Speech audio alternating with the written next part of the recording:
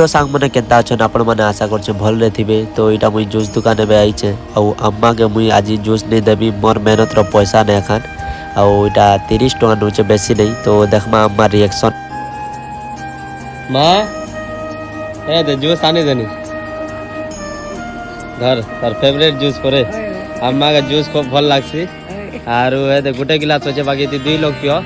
30 टका रांधी छे बेसी नहीं। तो यार देखी पार्थिव अम्मार स्माइल टी देखो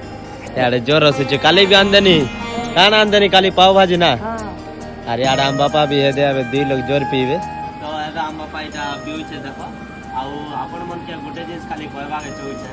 कि आपण मने जदि एंता काम करसन बोल तो बहुत भल कथा आउ जदि नहीं करबार बोले केबे गोटे ट्राई कर देखबे आउ हमें जदि भाबसु जनता बेसी पैसा ने बोले खुश सेसन कि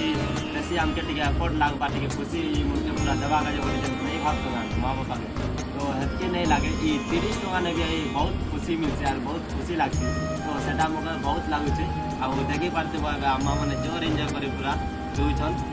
आउ बस हेतके एखन कहबा के चौथरी तो सरला पीबे आर अम्मा बापा इस